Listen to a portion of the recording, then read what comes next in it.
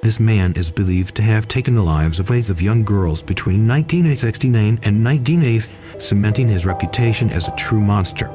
Despite being responsible for an estimated 450 murders, Pedro Lopez was never brought to justice for his crimes.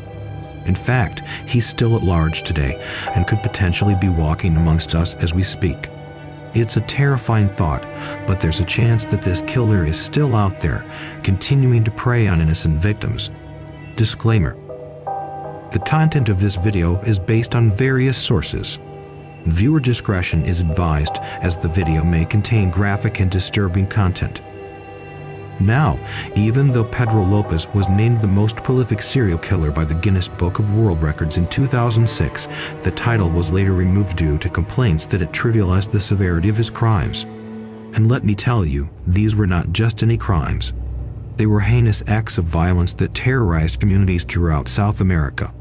So, let's take a moment to reflect on the gravity of Pedro Lopez's crimes and the fact that justice has yet to be served for his countless victims. We must remain vigilant and do everything in our power to bring this monster to justice so that no more lives are lost at his hands. Pedro Alonso Lopez was born in Colombia in 1948, and from an early age, he was exposed to a world of pain and trauma. Lopez joined a street gang of children who turned to petty crime and drug use. It was a desperate attempt to protect himself from further harm, but it also exposed him to a world of violence and corruption. At the age of 18, Lopez was living life on the edge, stealing cars and selling them to chop shops. But eventually, his luck ran out and he was caught by the police. While in prison, he suffered a horrific ordeal when 3 other inmates brutally raped him. In a brutal act of revenge, Lopez took matters into his own hands and killed all 3 rapists, using nothing but his own hands and a makeshift weapon. This brutal incident earned him the respect of his fellow inmates, who knew not to mess with him again. To the Colombian justice system, these killings were seen as an act of self-defense, and only 2 years were added to Lopez's sentence. But this event would prove to be a pivotal moment in his life, as it set him on the path to becoming one of the most notorious serial killers in history. Pedro Lopez's thirst for blood knew no bounds when he moved to Peru. He embarked on a heinous spree of kidnapping, raping, and murdering innocent girls at an alarming rate. The numbers are staggering, with reports suggesting he killed around 3 girls every week. Pedro's victims were mostly young girls aged between 9 and 12 years old. He revealed that he targeted young girls because he lost his own innocence at the age of 8 and decided to take revenge by destroying the lives of innocent children. Pedro would meticulously stalk his prey, sometimes for days on end, before pouncing on them. Once he had them in his grip, he would lead them to an isolated location where he would subject them to unimaginable horrors before ultimately strangling them to death. In his prime, he was snuffing out the lives of around 3 girls per week. Lopez did not discriminate based on ethnicity, rather, he chose his victims based on opportunity.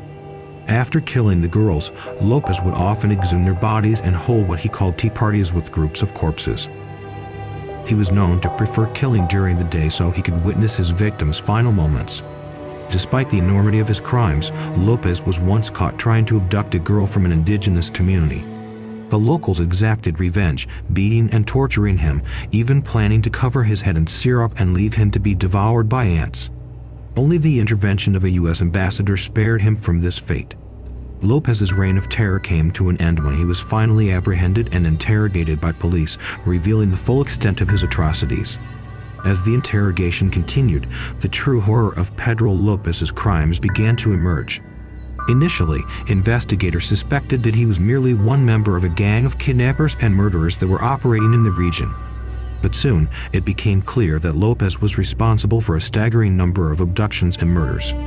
When asked about his victims, Lopez nonchalantly replied that he had killed over 200 girls in Ecuador alone, as well as tens more in Peru and Colombia. The officers were shocked by his callousness and the sheer scale of his crimes. It was clear that they had stumbled upon one of the most prolific serial killers in history. Thanks for joining us on this journey through the darkest depths of the criminal world. We'd love to hear your thoughts in the comments below, so don't forget to leave a comment and let us know what you think. If you enjoyed this video and want to see more like it, make sure to hit that subscribe button and give us a thumbs up. And don't forget to follow us on social media for even more content and updates.